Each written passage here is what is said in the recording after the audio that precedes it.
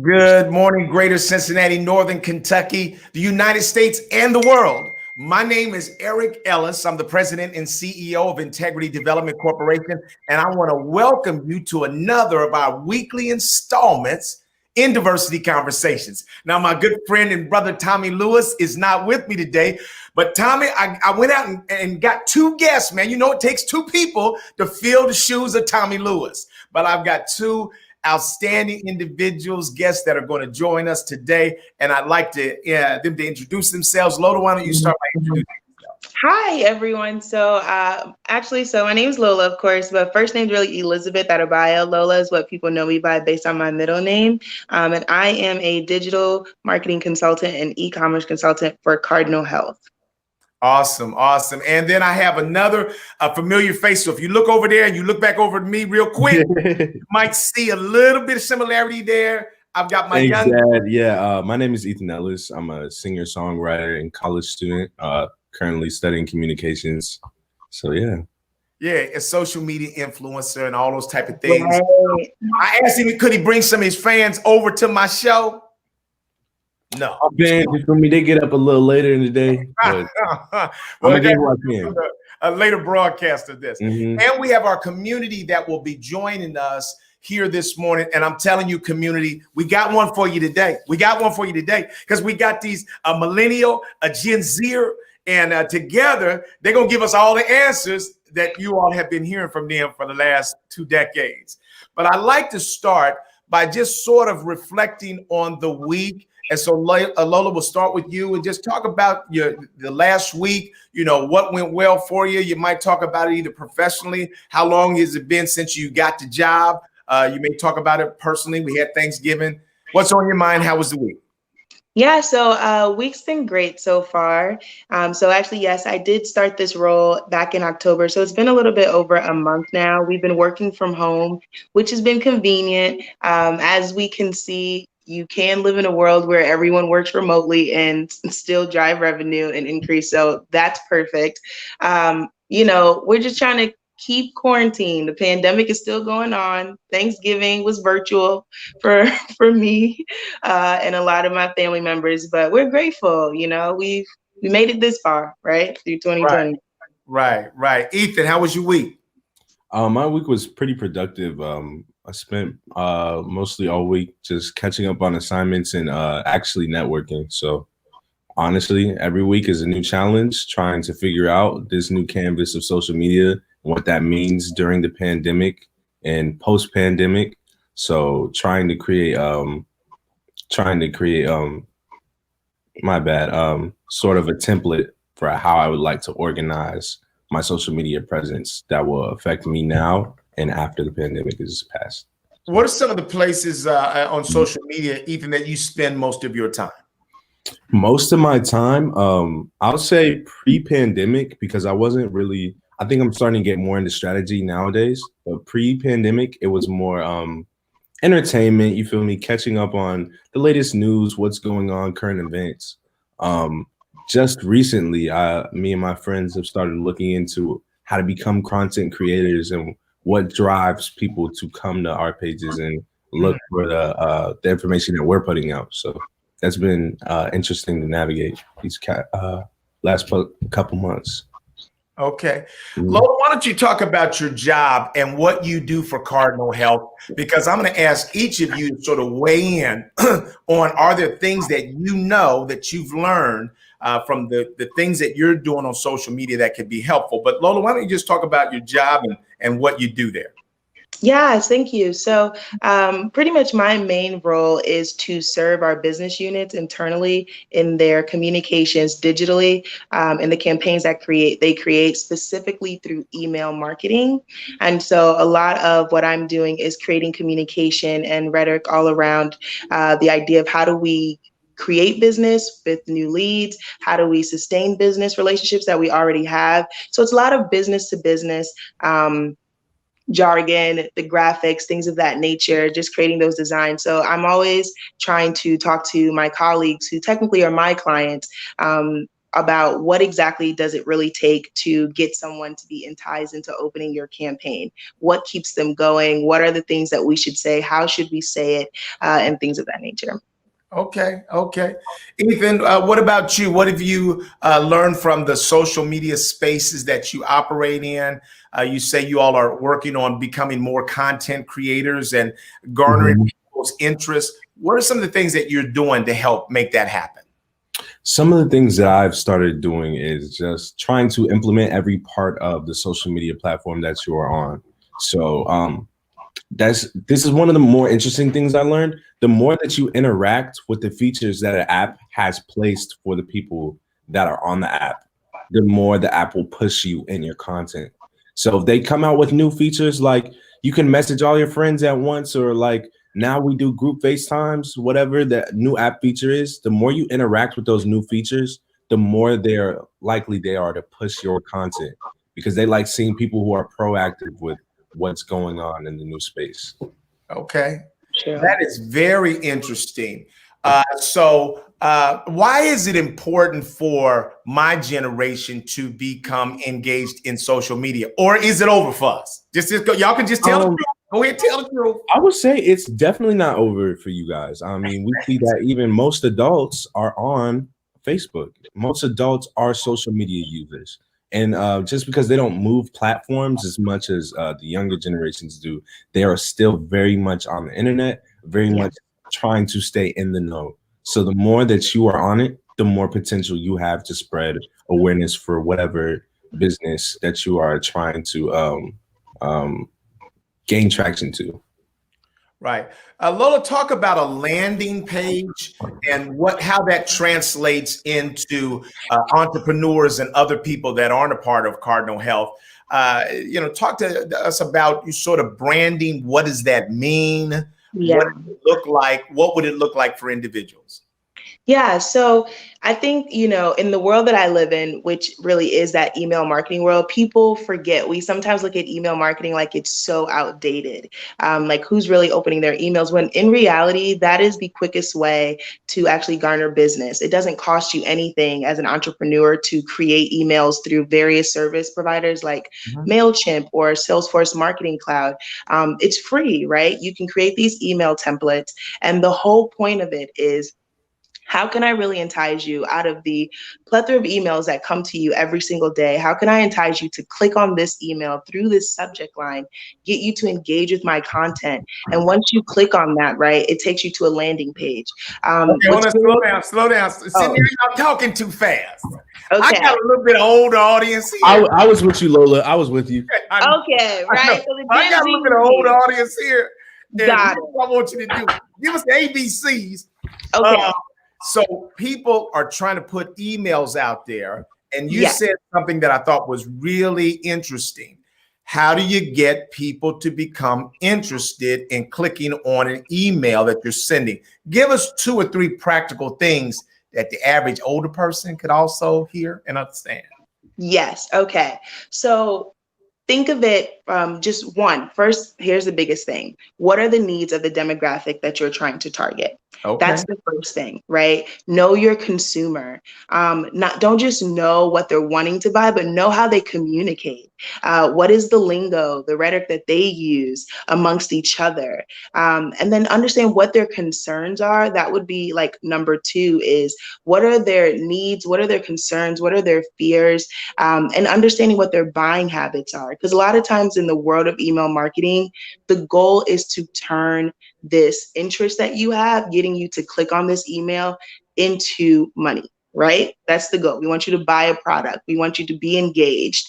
And so the biggest thing I can tell an older person or someone who's just new into wanting to market themselves through email marketing and just digital marketing is know your consumer as best as you possibly can. Okay. Ethan, you can weigh in on that. You can weigh in on that from a social media standpoint. But I want y'all to speak to I got a community here. We got a community that joins us. And Ken Wilson, Coach Ken Wilson has said hello to Ethan already. Ken Wilson runs a financial planning business. what can either of you think about in terms of him trying to get the attention of people that he's looking to access? William Brown, Bill Brown has joined us as well. He's a new consultant in the area of diversity and inclusion. Any thoughts about specifically how they might be able to think about their potential customers? Yeah, I mean, well, just to start there, a big thing that we have to consider, all of us, is think of the internet as real estate, honestly. And the more, quote unquote property, which is the more we can get SEOs out there, right? The more I can get my name out there, the more blogs I can have that can bring me up in a Google search. Think of that as real estate. So you're going to want to be super considerate of the kind of content that you're putting on your website. How many of those words match what someone is Googling when they're trying to find? So those are just some of the things that you can do. Look at your website like as if it's real estate, like the internet itself is real estate. Your website is the house. And the way you put in it is the address and how people can find you. So being conscious of your digital footprint by putting enough content out there is going to help anyone who's trying to gain traction in finding new business. So Ethan, I'm going to ask you to add to that point a little. Oh, my bad. What were you saying? No, go ahead. Go ahead. Yeah. Just to add to that point a little, really stretch the relatability of whatever you're trying to push. I know oftentimes we feel like we have answers for solutions, but we need to address the problem as is. Like if it's not something, you could talk all for days and days about your solution, but that doesn't mean anything unless people know what you're trying to solve and if that applies to them. So trying to say, try to like start off with relatable topics, like while in this pandemic, blah, blah, blah, because those are things that people are already talking about. Those are things that people are already discussing. And then you would talk about something that would help them make their transition from working from home. Maybe this is just a scenario I'm coming up with right now. Right. Making a solution for how whatever product or service you deliver would help them in that time. So yeah, I'd say definitely relatability. Trying to just analyze. A lot of times you can look up the most trending topics that are things like on Twitter. You can look at trending words, trending topics. Yes. Try to add those into your tagline of whatever you're trying to sell. And yeah. And if I can just pay y'all, I see that we about to have to pay y'all right now, boy. Y'all deep with this stuff, boy. I'm recording it because I'm going to run it back and say, hey, some of those tips were very good. Let me ask you another question. Okay. Talk to us about how you're navigating the spaces around music, and then we'll see if we can't grab some parallels from that. What do you think about what in what context? Well, just in terms of how do you think about that? How do you think about utilizing social media to advance your interest and your brand around music? When coming to music, you have to look at everything from a marketing standpoint. In music, I'd say almost for my generation at least, the music comes last. The music is the reflection of whatever culture you're trying to create around yourself. Wow. Like nowadays, it's about creating a culture of people that relate to you, relate to your content, relate to what you stand for. And then the music comes secondary. That is the reflection of the community of people that you're trying to represent. So honestly, it's about building up all sides of your presence on social media. What do you like personally? What do you like externally to other people? What do you look like in the situation when there's 500 people next to you? How do you stand out? What clothes are you wearing? Who are you talking to? What do you stand for?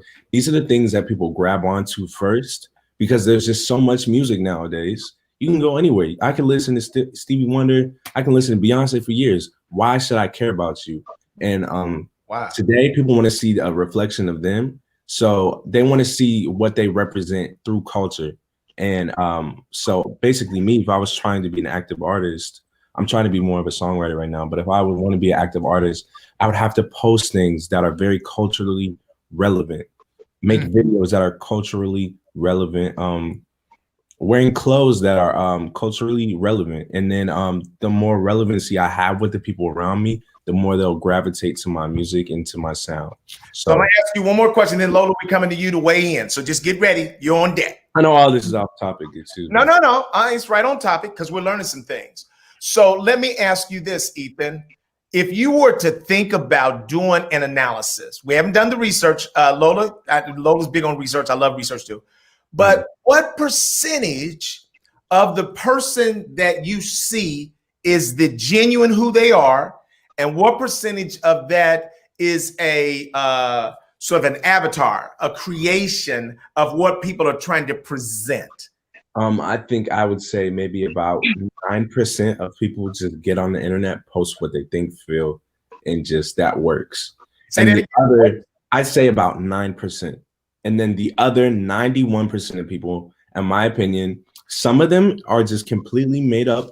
But I feel like the majority of them are taking attributes and aspects of themselves and are amplifying it. And this can be translated into any business model, anything.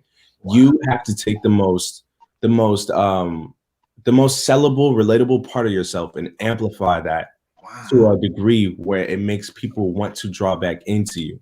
They have to feed back into what they see in themselves. So this is what I do. This is another topic, but if I see people feeding into a certain aspect of myself, this doesn't mean change yourself for the audience. But if there's a part of yourself that people really resonate with, you should advertise that more than everything else. Even if you think you're as good here or as relatable here, whatever people grab onto the most, I feel like is what you should push the most about yourself. Wow. So Lola, weigh in on that. That's very, very interesting.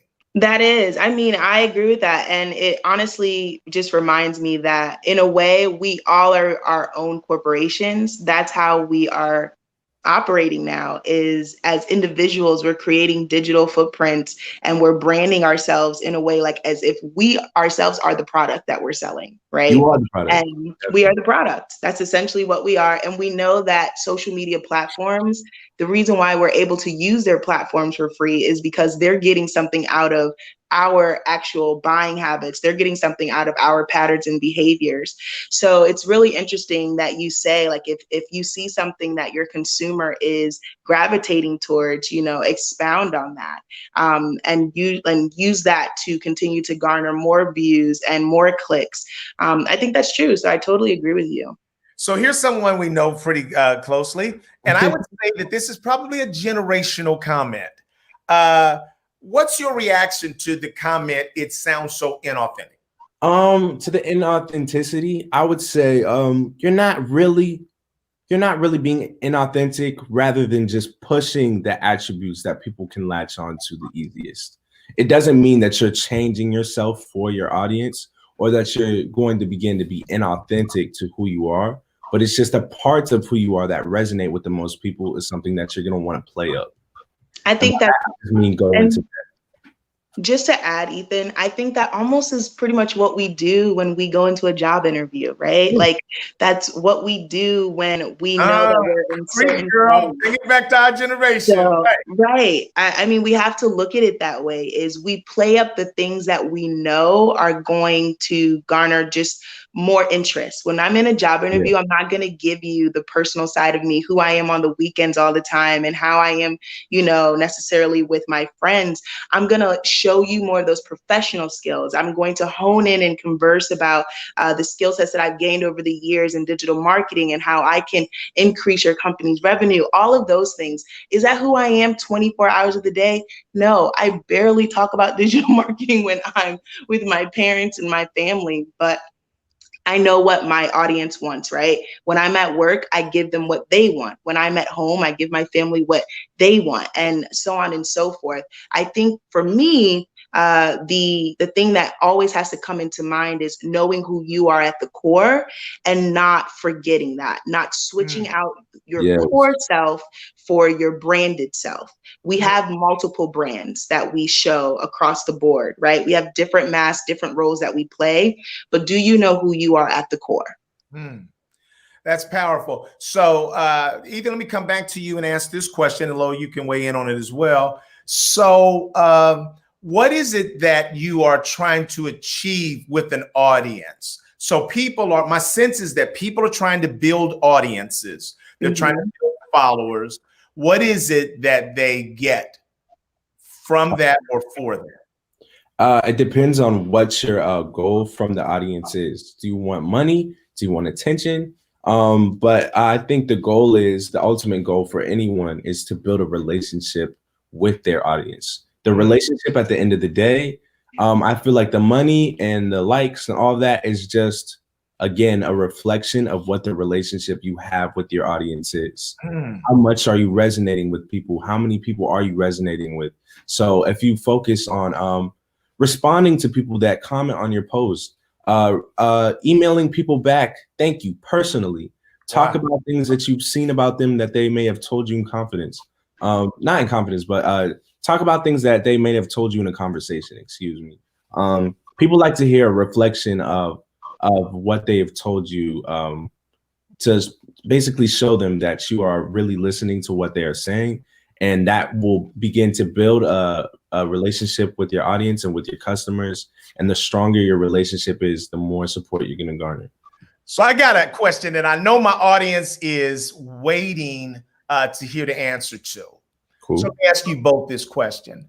Would you say that people's relationships and the things they talk about with their social media communities are deeper than the things that they talk to their families about?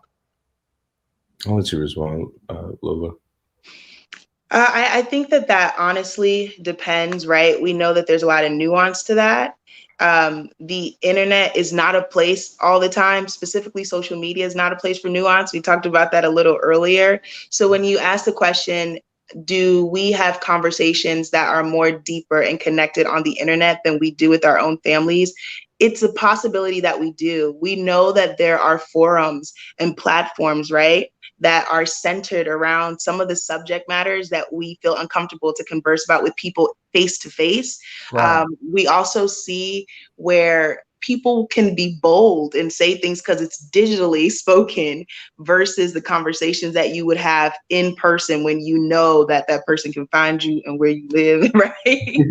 So to answer that question, I say yes, you can. And I think that probably a lot of people do. Is that a good thing? I don't know. That one, I'm not sure. Yeah. Yeah, you know, I tell you that I started a group of people in the real world where we had a group of men and we met once a month for a decade. And every month we asked the same 3 questions. You know, what's happening good in your life that we could celebrate? Where do you have needs that we can help? And where do you have influence that you can help others? But every month that we came together, we were able to take the mask off, if you will. And the level of transparency that we had in this group with these men was deeper than I had seen anywhere. I mean, including church. And so I think there's a need for people to be able to be their authentic selves. So we just talked about, Ethan, you talked about how we show people what we want them to see. But I'm also hearing you say that there's also a realness that can happen maybe with some people in those spaces that may not be embraced as much in the everyday world. Yeah, people, to my point, I was trying to make the point that people want to feel like you're showing a side of themselves that doesn't get seen or appreciated as much as it should be. So you'll see a lot of times you could say, I look great today, I'm doing this today, and people won't respond. But if you talk about your hardships that day, you'll get a lot of people resonating with you, a lot of people saying, hey, I was going through this too. And that makes for an opportunity to bond. And people begin to respect you for being honest about where you're falling short. Right. So I feel like that helps build the relationship to be more honest. Yeah. So Kendall says, I don't know if, let me just put that up. I don't know if being bold equates being deep. Either one of you want to weigh in on that? That is very true. That is very true. You can make very bipolar statements, and it doesn't mean that you are actually moving the needle of progress or really getting down to the nitty gritty. And I think Twitter is the perfect example of a platform where you can say a lot of bold things, but where does that get us, right? It also, and to say rightly to Kendall, I do agree with you. I do agree with you because what do we do with those conversations we have on Twitter? Where do they go, right? The whole goal really is if we can move these digital conversations and actually create impact in the real world, then that's when we know, like, okay, this is worth a conversation having. We're actually creating relationships and we're educating each other. The Me Too movement is the perfect example of that as well. We saw something catch fire digitally, and then it started to impact real life people and their past, and whether or not they can keep their job, and whether or not we cancel them digitally, but then do we cancel you in real life? Right. So yeah, being bold doesn't mean it's being deep, but we have seen great examples where being bold has moved the needle and where it also has not moved the needle. So help me to understand, give us a synopsis of how you all are looking at this year, 2020, and these times that we're in, because there's a lot that's being said about you. There's a lot that's being said about your behavior, about your interest, about your level of responsibility, about your level of engagement. How are you all viewing these times that we're in from a sort of COVID-19 pandemic perspective, as well as a racial pandemic? How do you all see these times that we're in? Ooh, I just see this as kind of like an explosion, a bubbling of kind of what was already going on. You've seen people not taking healthy precautions in large groups of people. And I feel like this virus kind of proves that we have really no grasp on health. Just public health. Like we, a couple times during the summer, we even saw that bus seats were being cleaned for the first time. Like, and you just saw years of dirt just come out. And it just showed you there was really nothing happening. Like when it came to health, it was kind of just like, you know what, live your life. Right. So everybody's coughing on you. Yeah. So really showing us that it's just a lot that we were ignoring. I think that this brought attention to just things that we act like are small things eventually build up. And I think that's what this year is a representation of. It's a representation of just because you ignore things, they don't really go away. So I think this is kind of just, yeah. I think this year has shown us just how much we were on glass, not just as a nation, but as the whole world, right? We realized that our government leaders, all of them, from local, state, national, we're all figuring it out as we go. And the pandemic is a great example of that, how we reacted to this pandemic, how other countries reacted to this. We realized that, oh my goodness, we're not invincible human beings, that we actually that Mother Nature still wins, right? Mother Nature still is, and that's, I think, what we forgot. So a lot of things did come up to the surface, things that I think actually have been an issue for many countries, many neighborhoods, many people, but this pandemic just heightened all of that. And really the cleanup now is necessary. We should have been doing this like over time, but now we have to do this big pile up of a cleanup as a nation in regards to finances.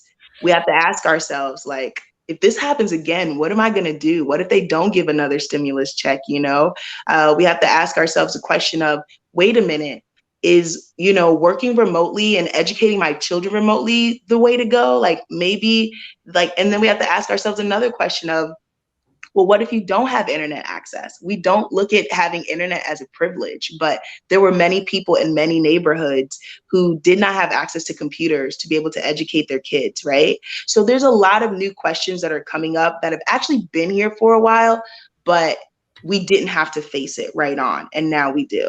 So let me ask you all this. Is our political system forever broken? And have young people given up on that? They certainly were more engaged in this last presidential election than maybe in any. I think Are we forever broken? I don't think we are, because I think that what the younger generations have realized is that their voice actually has the most impact when they come together. I mean, we've seen multiple times, if you raise hell on social media about a certain company, you can get them canceled and drop their numbers immediately. Yes. And that information spreads so fast that people are starting to gain more awareness of, oh, if we come together as a collective, we can really change things. Right. That has happened negatively in some cases where cancel culture has become a thing. And so I just think that that's all just a product of this being a new sort of sense of power that people did not realize that they had. But I think that the younger generations are definitely beginning to understand that they can make changes if they make decisions as a whole. Okay. Lola, you want to add anything there? Politically speaking, is our system, will it be forever broken? Do we want to defund it? Do we want to reform it? What do we want to do? We want to dismantle it? That's a really touchy subject. I think I would say Ethan is being optimistic. I would, just to play the advocate here on the other side, say, what if it is? What if are just nothing more than rearranging oppression across the line? I've brought up the idea of why are we still doing two-party elections? Why aren't we doing ranked elections? You know, like, why are we focused so much on national election and not enough on local? I think if we keep going the way that we are, where we only care about the two particular parties that we have to vote on, and if we keep focusing only on national elections, yeah, then in my opinion, the system will be forever broken. Both of you all are skilled at trying to also agitate, excite, get people's attention, but you also are skilled at understanding multiple perspectives. So where is common ground for us in the future as we go forward? Are we forever? So one of my hypotheses is that because of social media, people live in bubbles and they live in silos of comfort. And I'm not sure how we get people sort of like, if you were trying to trap an animal, you try to, set some food out there, and, how do we entice people to even want to come out of their silo to connect with people who are different than them? If I could, relationship really is building emotional capital with people matters, right? It's so crazy how with all the technology we have, we're doing things that are reverting back to the way right. It's like we're just repeating the same cycle. I think, to me, it's something that human beings do, which is we're extremist. The pendulum has a tendency, when we go fully left, we're like, okay, well, we got to go fully right. And then we realize, wait a minute, there's got to be a center here where there's a balance. The way that we do this is by building relationships. And if you ask me, we can still use the internet to do that. We just have to take it off the internet. So if I meet you on Twitter and we get into this conversation, why leave it on Twitter? Why not take that conversation and have it over the phone? Why not meet up for coffee after that? Like, it doesn't have to just stay on the internet.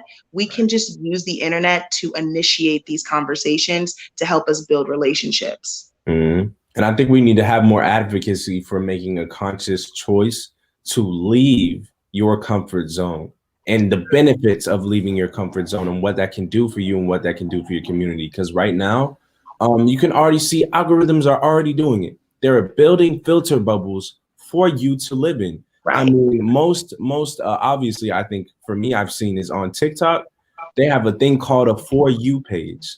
And I just took that lightly. But I realized, once looking up the algorithm, how it works, it watches the videos, the content, and the type of videos that you interact with the most, and it puts videos of that sort of content only on your page. So it's like the things you interact with the most are the things that they begin to create for you. So it's creating a filter bubble based on what you interact with. So you might never see something outside of your perspective. So I think that you need to go out of your way to meet people and to look up things that are outside of your norm. So I see this power of diversity. You guys have got my mental juices flowing. So what we know from Maslow's hierarchy of needs is that people are all looking for the same things. That we're looking for food, shelter, water, warmth, love, sex, a sense of belonging, respect, and then self-actualization. Ethan, is it possible, Lola, is it possible for us to use the same algorithms that people are utilizing for our harm for good? In other words, are we able, is it possible? See, I think that we sit back too much as people of colors and we are consumers of social media, but not enough creators of platforms that can influence the world around us. Any thoughts about that?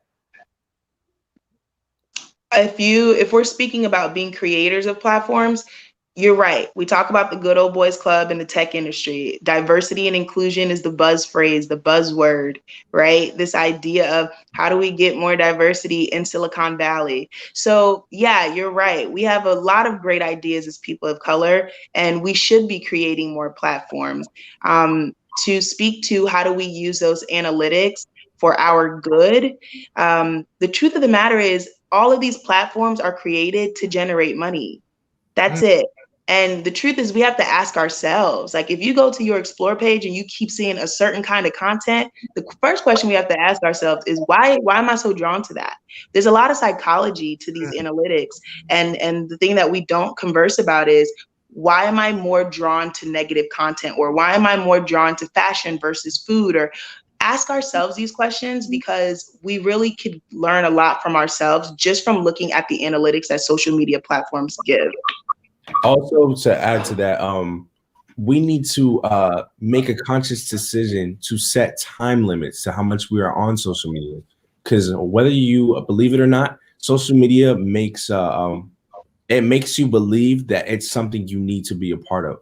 Wow. Whether you like it or not, our job is to keep you on it, to keep you on a platform. I mean, to the point it's cross-platform.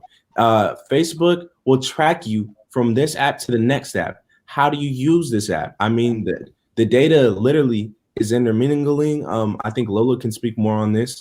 They literally track how you use other apps and the type of content that you watch on those apps. So I think they're all working together to keep you on your phone as a whole. So you need to make a decision to limit how much you are on there. And I think that's something that people really don't talk about enough. Wendell, we want to welcome you to the conversation. You've obviously come into a deep conversation where the millennial and the Gen Zer they got the mic and they are teaching. What's interesting is when I was in, Lola, it's always a pleasure. Haven't seen you in so long. You look wonderful. Thank you. How are you doing? And what was interesting about the content of the conversation as we talk about social media is, as everybody knows, I was off for 5 or 6 years because I look at the negative outweighing the positive. But what is interesting is this conversation actually speaks to something, a couple hundred years old in terms of Locke and Hobbes' issue, is I think that it goes back to the foundation of, are people good or evil at their very nature? It seems as we talk about what people are drawn to on social media, what I recognize is that even if you have great friends and great relations on social media, that you still have a lot of people that are posting and reposting negatives. And so it seems as if we're drawn to that. And so I don't know if that suggests that there's an evil or a carnal nature to individuals over the goodness of people. But I'd say that as we've gone through election cycle or the past 4 election cycles, and as we've seen the proliferation of social media, is that what always was upsetting to me was that I saw so many negatives and I saw so much hate-filled language, even as it related to people that were good people. And so then if you say you follow the analytics are driven and drawn from what's being populated by individuals. And so if you look at what I see and what I've noticed for years is that all the good stories. And I even thought about one time, man, can you create a social media of just goodness, and where people are just telling good stories about during the pandemic? You see some stories on famous people and T.I. and people giving out meals and the wonderful work that individuals are doing that are stars, and certainly what LeBron James has done. But we don't really populate our social media, or social media doesn't appear to be populated with those good stories and the family stories and the losses that we've suffered, that all of it can kind of draw together. And so, and I think it goes back to Locke and Hobbes, is that at heart, are we good or are we bad, or are we drawn to good or bad? Let me not say absolute are we good or bad, because we know we operate in shades of gray. Right. And I would say, so I took a look at that in preparation for this, and it looks like our brain is sort of still our primitive brain. It still links to that fight, flight, survival brain. And they say that children sort of, when they're born, they are focused on the positive and they're zeroing in on that. But by the time they get to 1 year old, that's when they start zeroing in on the negative, and their brain has a fascination with those things. We know that people's memories tend to hold on to negative information more than positive. And so that's part of what's happening out here, is that those are the signals in life that get our attention, hold our attention, and drive our memory. In other words, we will remember things that are tied to the negative much more readily than we will things that are tied to the positive. And the challenge that lies before us, and I was thinking that Ethan was headed there, is how do we make positive appealing? How do we make it appealing to the brain? It may be that we scare people into consuming too much negative so you might have to use the negative to send them to the positive. I don't know. But I do believe that we have to spend more time thinking about this, because we can't just be Pollyannaishly thinking and hoping that the world will someday wake up and realize that good is better than evil.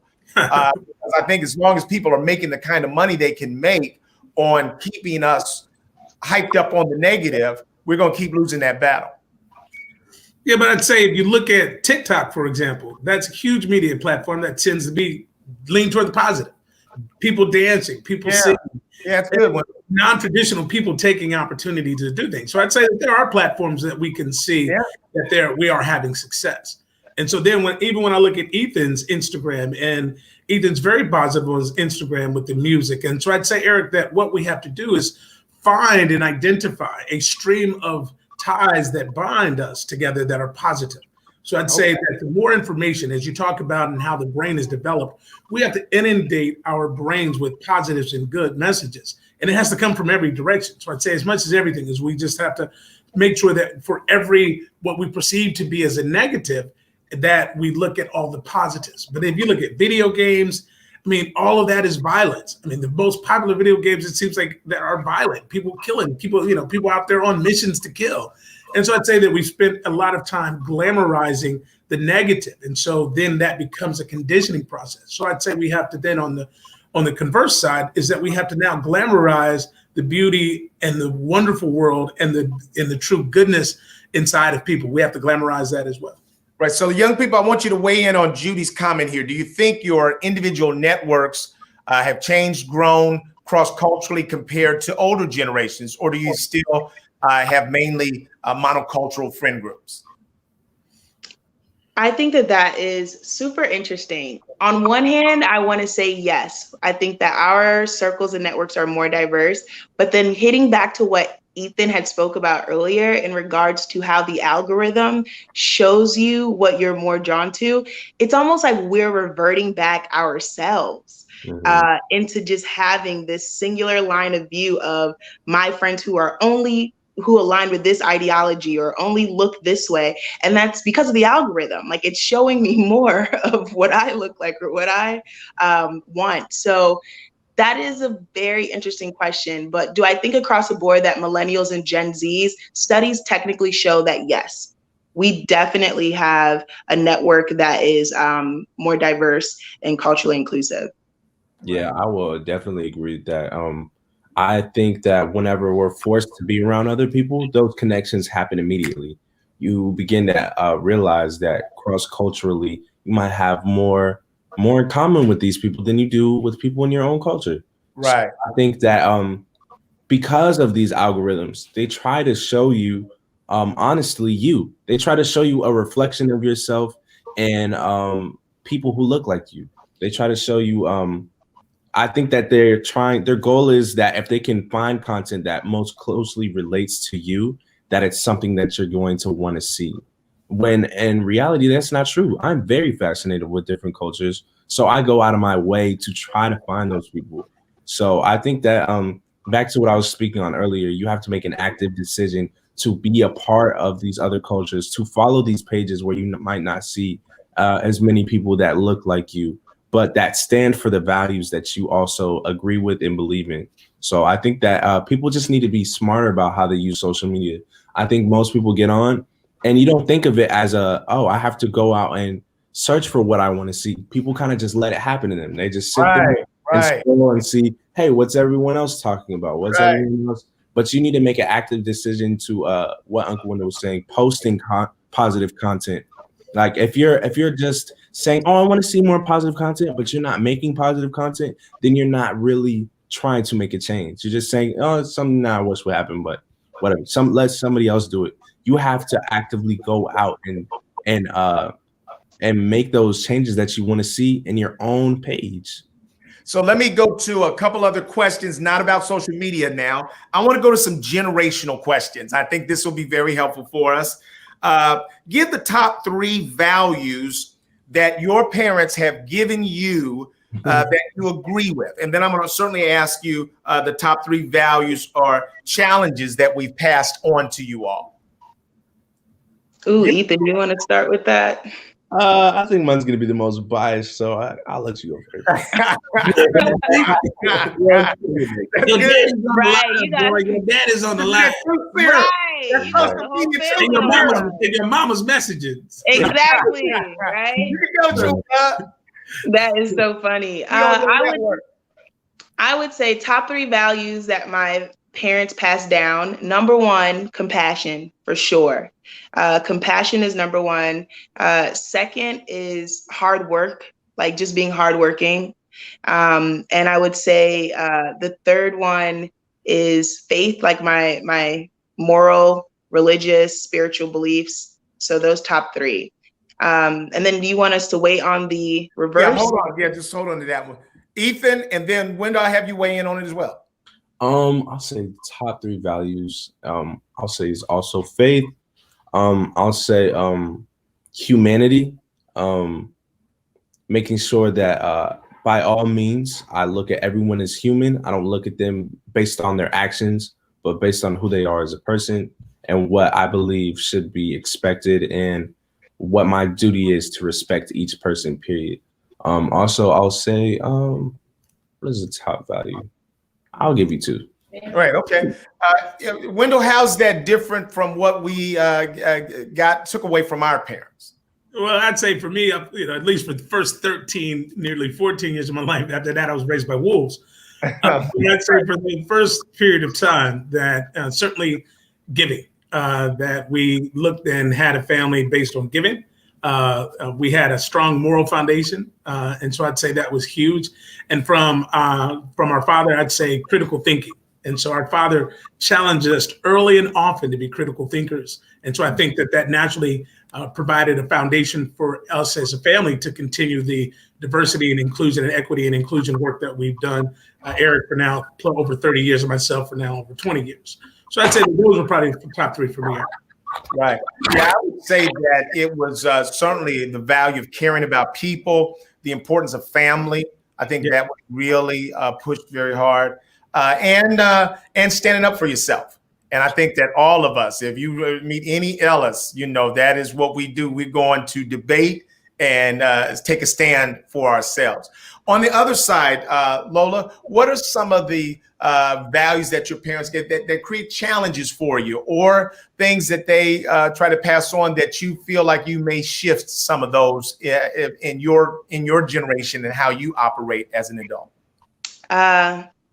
If I'm 100% transparent, because I have to remember that my mother and father, maybe their friends would be listening from Cincinnati. So, that's right. But in the spirit of transparency, I would say on the flip side, one of the things is again, actually, it's that hard work, like that thing where you overwork yourself, that you don't necessarily look at the positive that you've created, but you're always still grinding. Right.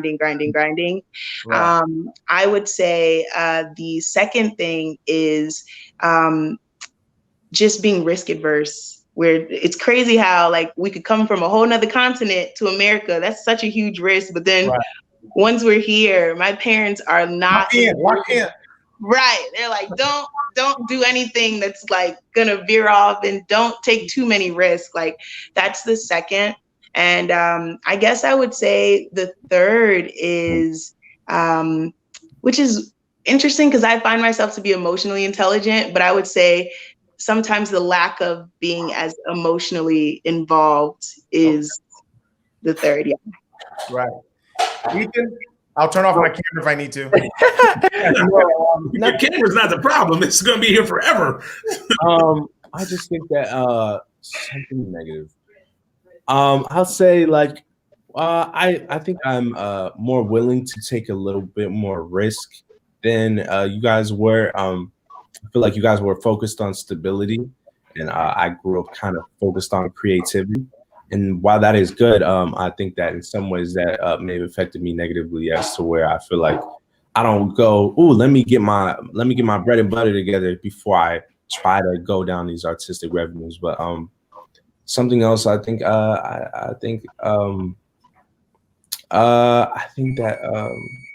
man, I'm trying to think. I've heard you talk about the way that we've raised you all and how you're gonna raise your children differently in terms of some freedoms.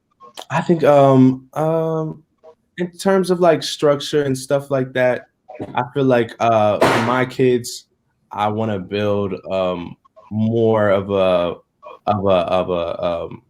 hard and fast structure for family life and stuff. I feel like that you guys were trying to sort of flip the script on what you guys had experienced, which I completely understand. But I feel like stability comes through the generations of healthy, happy parenting. So I just think that's something I'm going to continue on. And I don't know. That's helpful though. I mean, even those things.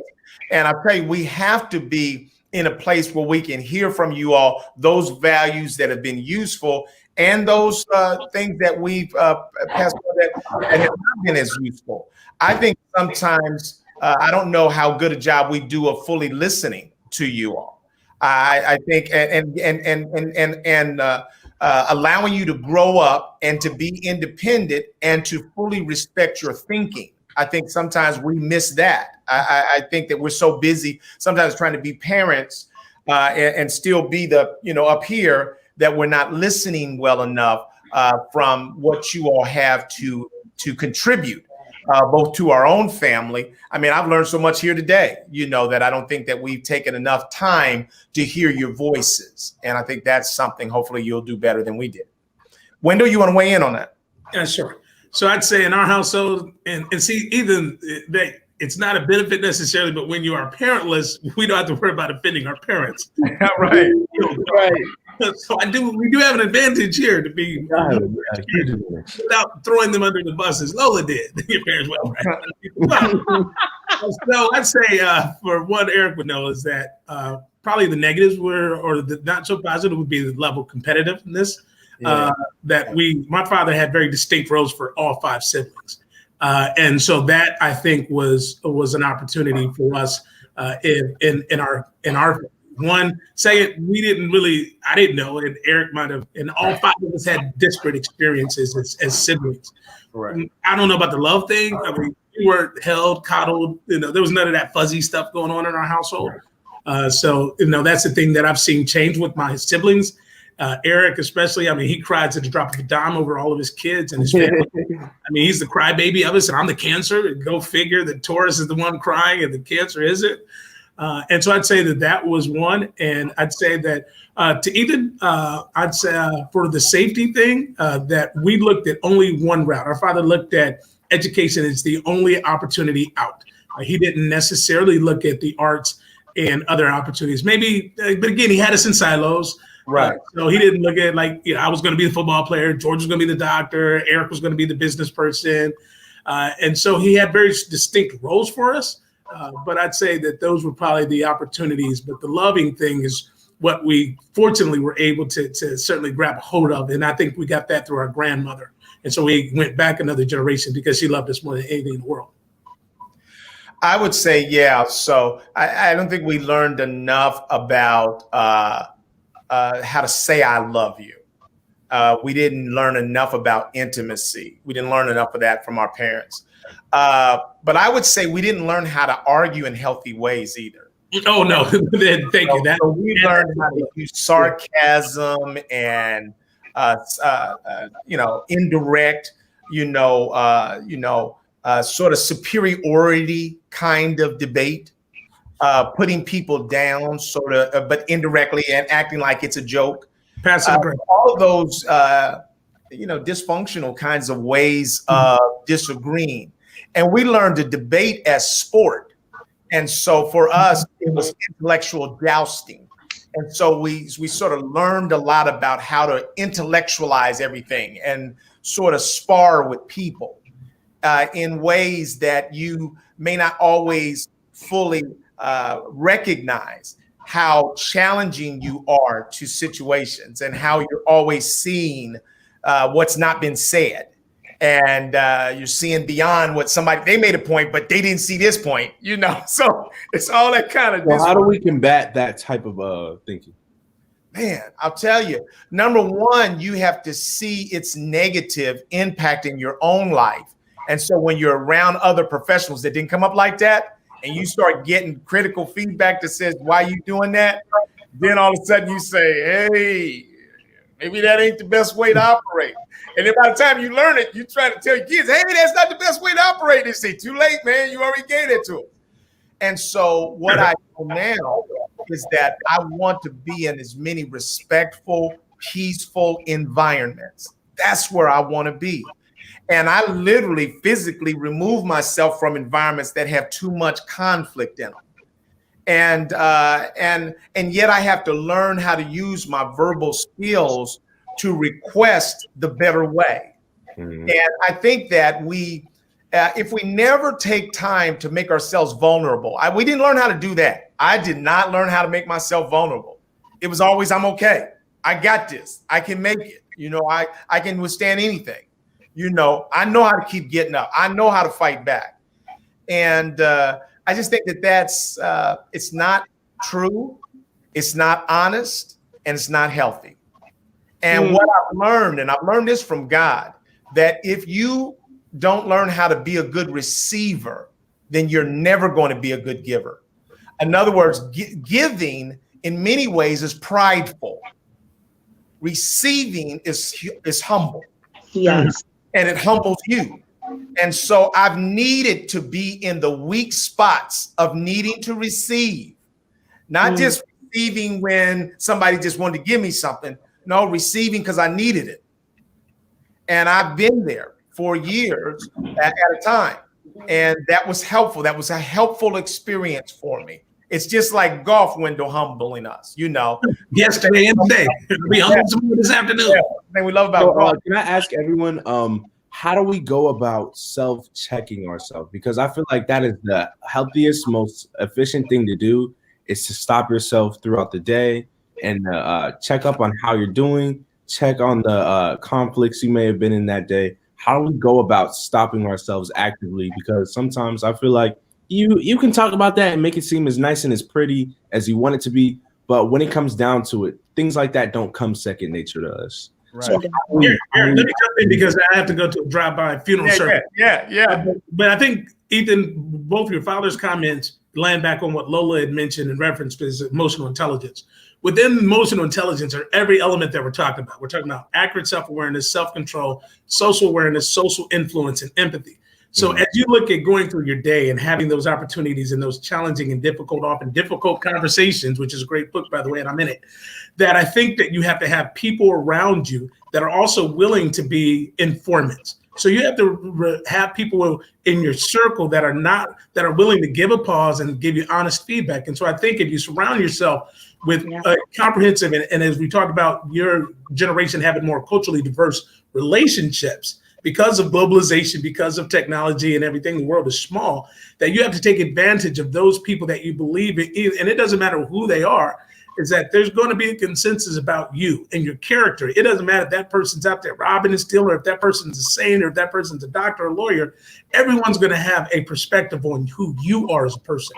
So I think you have to be a constant and continual learner about yourself, and you have to be intentional on soliciting that information from the people who you value and respect and who have earned the right in your life through being in your life to being able to offer a perspective. And so I'd say that as I leave this conversation, and thank you for the time that I've been here, is I'd say it's going a deeper dive into the elements of emotional intelligence around self-awareness and your social competencies as well.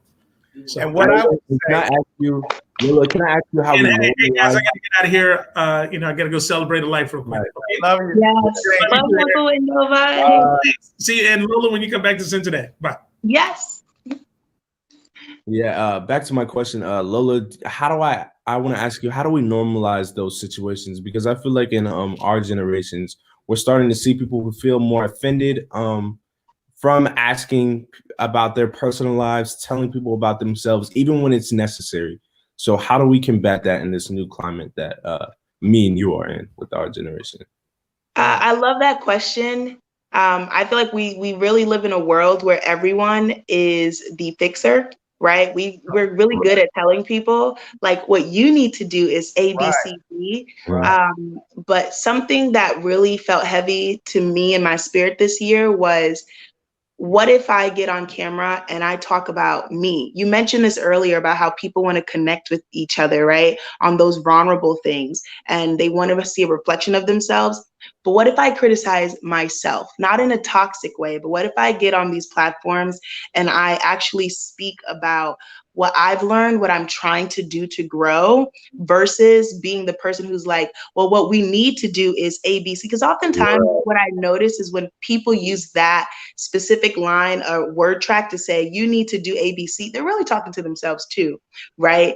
But why not just say, you know what I need to do is, I think I need to be more considerate about other people's feelings. And I need to be considerate about how much space I take into a room. Being strongly vulnerable is a necessity. It is. I don't think we consider this enough, that we live on cruise control. It's our natural mind's ability to do and not actually be conscious human beings in our daily doing, because we do it so much. So we don't give enough credit to our subconscious nature.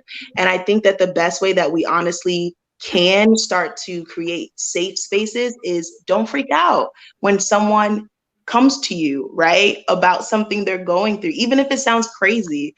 Don't be so quick to chastise someone and see what they're doing as wrong or right. Just see it as different first and assess it from that lens before we start telling them what they need to change. Let's first accept where they currently are, and then we can have conversations about whether or not there's something that has to change about it. But everyone's scared of criticism, and it's So not how do we because work on our vulnerability? how do we work on our vulnerability? This is going to sound, so in 2015, the Lord helped me with this. And I realized that for me, vulnerability stemmed from letting go of shame. That was the big component for me, is I had to learn that I am actually stronger when I'm vulnerable. And the way that I can be strongly vulnerable is when I am not ashamed. So then therefore I don't need to put up a block. So I need to come to truths, and me and God need to be okay with whatever has happened, what's going on, so that I can actually then come to you guys and say, you guys, I've been struggling with A, B, C, D, and E. So that's a very inward, analyzation, and that's a lot of work that has to happen on the inside. And if there's something that was strong for me, is God let me know very clearly, I could not be happy in my home unless my soul was happy in its home. And the only way that I could do that was when I was 100% honest with myself, by saying those things out loud and then getting rid of the shame that came with it. I would also say that's very helpful. I loved everything you said there, Lola. When I think about social media, I then only think about strategically authentic, sort of or strategic authenticity. In other words, I'm not going to be sharing everything, making myself vulnerable on social media for the whole world to know everything. That's like a job interview. You can't go to job interviews and start talking about the real horrible weaknesses. I mean, the ones that you can't go there with that. And we live in a got you society. So we live in a got you society. So sometimes if you just get on a path of I want to be authentic, what we've seen in schools, for example, there are some programs that go into schools that get young people to talk about what it feels like to be different. And so the group comes in one time, everybody sits around in a pod, they get moved by the emotions of the moment to tell something deep about themselves. The group never comes back. Later on in the year, that which they were crying about with their peers, now people are bullying them with that. So you really do have to make sure that you are speaking to the right people, sharing things, making yourself vulnerable. The other thing that I choose to do, Ethan, is I literally choose to keep working to grow myself. And I really believe that I want to spend less time trying to scrutinize and criticize you. I think that if we come to every situation, every environment, trying to learn more about ourselves and where do we need to be better, a better community. That's what I want to be, is a better community member. And that means that I've got to be open to critical feedback about me. And as I get stronger and healthier, then I'm also more open to people giving me their authentic critical feedback. I also think, Ethan, that you have to believe that the people that are giving you that feedback have the ability to give you positive feedback and negative feedback. If we sense that people only have negative feedback from us, we don't want it. We just ain't signed up for that. The same way, we also don't want people that all they give us is glowing positive feedback. That's not real. So that's no type of friendship if somebody can't tell me something. But you got to be able to give me both of those, I think, to make you a person credible enough for me to be, kind of more open to hear some of the critical things. And just to add, Uncle Eric, that's a big deal is if everyone in your circle looks like you, don't be surprised when the feedback that they give you isn't all that constructive, because if they're that close to you, they might not actually have an issue with what you're doing. And it might actually be a problem, right? So being conscious about having a diversity in your friendship circle, not just in race, but ideology. Like, be open to people who don't actually necessarily have the same views as you, because they can give you constructive feedback. So what are we saying then as the parallels between our digital world and our real world? Because it sounds like we're finding a parallel around the algorithms that can be put together for you on social media is really the same kind of algorithm you could create for us in the real world. And that if we don't find a way to diversify the input that we're getting, then we are not going to be as well-rounded and fulfilled and whole as we could be. 100%. You are right. I love how you put that together. We can't make monsters out of Facebook, Twitter, and they're literally, all they're doing is showing us more of who we are, right? So if anything, it should just cause us to have questions about, why am I this way? So we should learn how to use those results, those metrics, those analytics to ask ourselves those deep questions.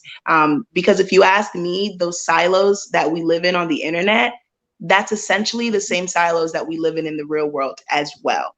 And therein lies the work that we do. So that's the work that I've been doing for 30 years now. And what I see, here's what I know, is that companies, so if the CEOs and the C-suite people of companies are only talking to other C-suite people and they're not talking to the people that are closest to the work and close to the customer, there's no way that they can make the best decisions. So we know that companies are stronger when they engage diverse people. And so I think that's so true. So here's what I know, that even in my own organization, and this is on my good days, I know that I absolutely need to hear the authentic voice of the people that work with me. And the more often I can create the kind of environment that allows them to speak up authentically, truthfully, then they save us. I mean, I've just seen it over and over and over again. Their genuine feedback makes us better. Yeah. Kendall here is saying knowing who you are in Christ makes you far less susceptible to the opinions of others. People see us through the lenses of their experiences. Oh, I definitely agree, especially with that last statement. That's why you have to be wary of who is giving you your advice. Like my dad said, you definitely have to check the people who are giving you advice. They might have the best intentions and say something crazy. So you have to make sure that people are open to being honest about where their faults are. So again, to the point that Lola made about vulnerability, you have to be around people who are being vulnerable and who are making an effort to be vulnerable, to start acting that way. You can't be the only one in this situation. Like you can't only hang around people who always have their defense up and expect to just, oh, I'm just gonna let my defenses down now. So you might have to take some time to step back and recreate your life and recreate friendships. I think that's, people are ignoring that there's a lot of heavier work that goes beyond these social media platforms, beyond these relationships that we have to do with ourselves internally.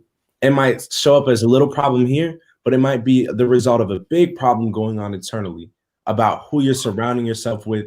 What are the ideals and morals that you have? Because they begin to show up in ways that you can't even connect anymore. So right. I think sitting down and doing the hard work of really trying to rebuild and repair your psyche is what's going to be the most effective for you in your life. I would say that your mother would certainly weigh in on this and say that we need outside counseling sometimes to help us see the things that are blind spots for us. So I want to give a shout out to that. But I also want to tell you, I'll give you an example. There was a time, it's probably a year or so ago, your mother was somewhere on the road and she and I were talking on the phone. I had it on speakerphone and we were arguing about something. And Jillian was listening in and she thought that my side was right, that I was right. And so she jumped in and said, Mommy, what Daddy's trying to say is da da da da da da da da. And so she went on into that. And I took the phone like, excuse me, Judy, that was Jillian. She didn't hear the whole thing. My bad. I was wrong. And I just want to apologize and hope you're okay with that. And so, yeah, thank you. Okay, boom. The end. Jillian looked at me like, Daddy, what was that? I said, well, baby, sometimes you have to know you can't try to be right even when you are right. Sometimes you have to lose the battle to win the war. And I said, your mother has done the same thing. Sometimes she's conceded where she was right for the good of the family and the relationship.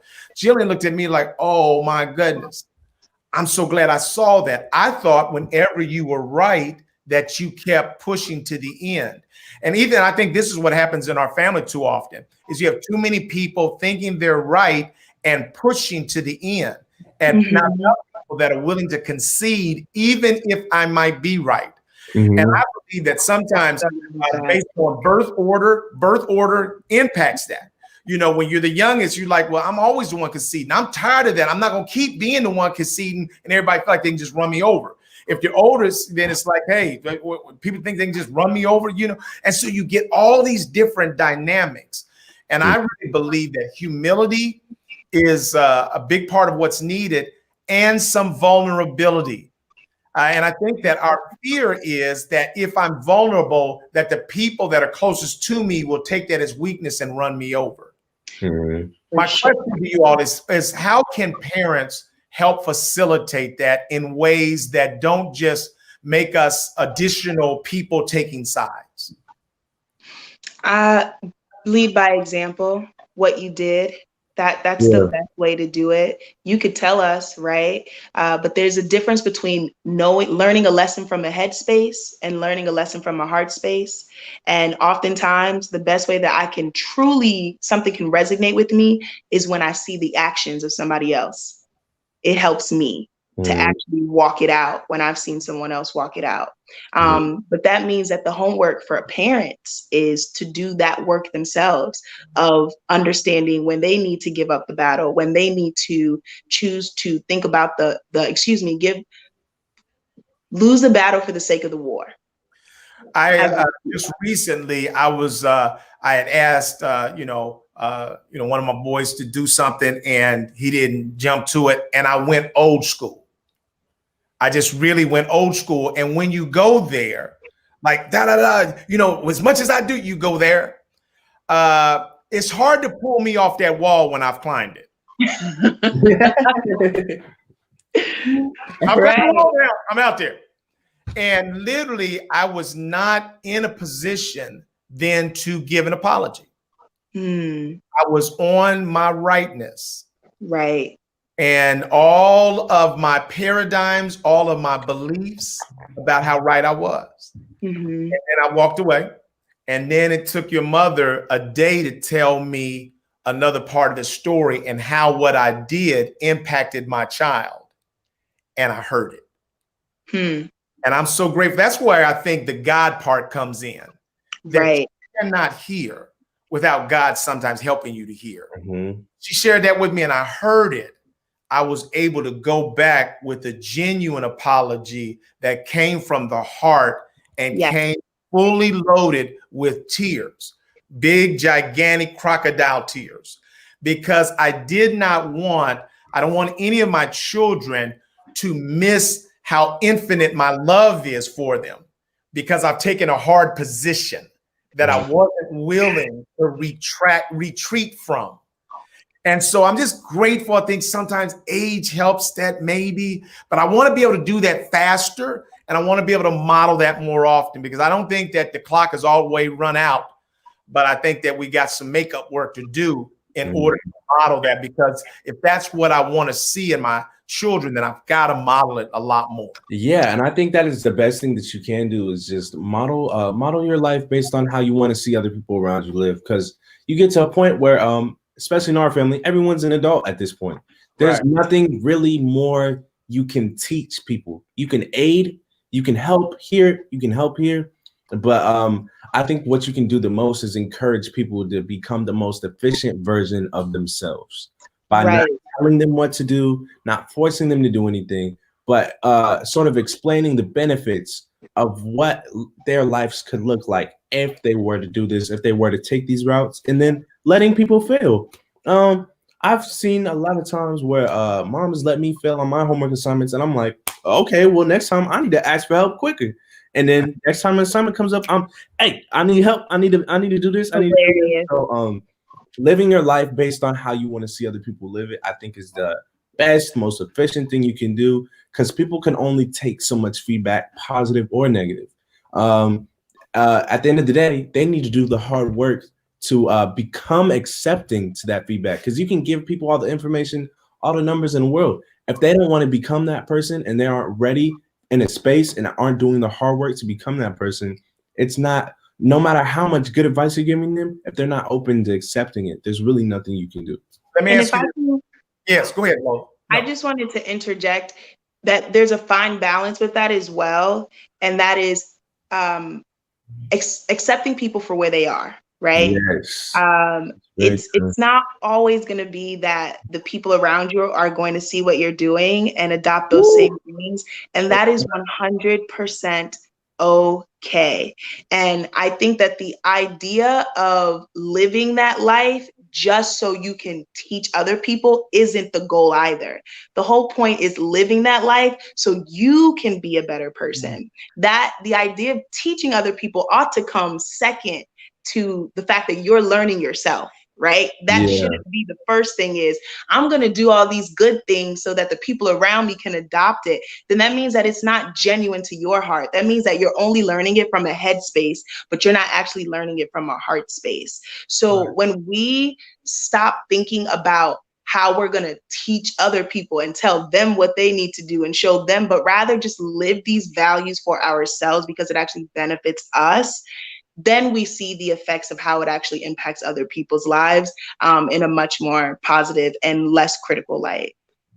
Right. How hollow does it become if we're asking of you something that you've not seen us be willing to do?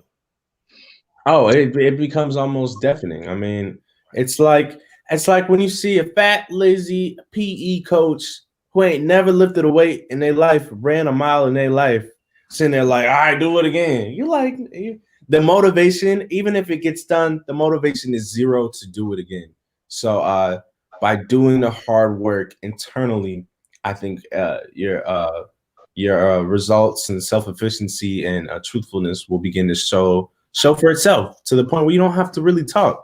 People watch what you do more than what you say. You can say anything in the world. People are going to watch your actions and are going to watch the trajectory of your life more than anything else. You could tell me you're making $1 million. If I see you living in that same hut that you was living in, driving that '03 Toyota, I'm gonna be like, and you asking me for money every week, I'm gonna be like, you probably don't have $1 million. You feel me? So people will just, they're gonna watch you, period. So yeah. Well, I would say that what both of you have shared today has been one of the greatest gifts of my life. And this is the thing I love about this show. You know, God showed me a while ago that because I was looking to be on, like, God, you know, I'd like to be on CNN or MSNBC or Fox. God, when you going to create that opportunity? God said, no, I need you to go bloom where I planted you, in this little platform right here. And then he showed me that this platform in many ways was going to be almost a diary of my life and some of the interactions that I've had. And that whether my children listen to it today or not is irrelevant. It establishes a record. And so that for the rest of time, you two are a part of my record. And I would say it's a gift for me to have heard your voice today, and certainly a gift for our audience, because now they're hearing a diversity of voices that have given us some insight around social media, around some thoughtful things, but also around relationships and how we interact with each other. Is there anything else that you all want to add? Questions you want to ask? Audience, are there any last questions you want to weigh in on these brilliant young people? Both of you all have been tremendous representatives. You've represented very well today. I just want to say thank you so much, Uncle Eric. You really do have a way of showing what strong vulnerability looks like.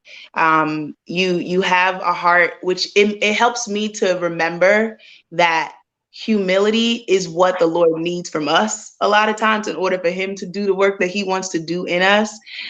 So I love how you carry such a strength about you, but within that strength actually stems from a place of soft, genuine love and care. And that's what truly changes the world. So thank you. Well, I appreciate that a lot. My family means the most to me. And then the people that God puts in my pathway that I get a chance to love, I think that's my greatest superpower. And so I'm grateful that God has given me eyes to see sometimes, and sometimes I don't, you know. And so I'm moving and grooving when I'm seeing, right? And when I'm not, I'm stumbling and falling. And so I dust myself off and I say, well, Lord, let's get back on the highway. Right. Exactly. I just want to thank you again for allowing me to be a part of this. And I think that my biggest takeaway is that we need more conversations like this outside of the internet. I mean, things like these are conversations, I think, that are meant to be had with everyone. Cross generational, cross gender. We need to have these deep sort of conversations. I think that we do create these spaces in which these things are comfortable and to be had, but these really need to be had with everyone.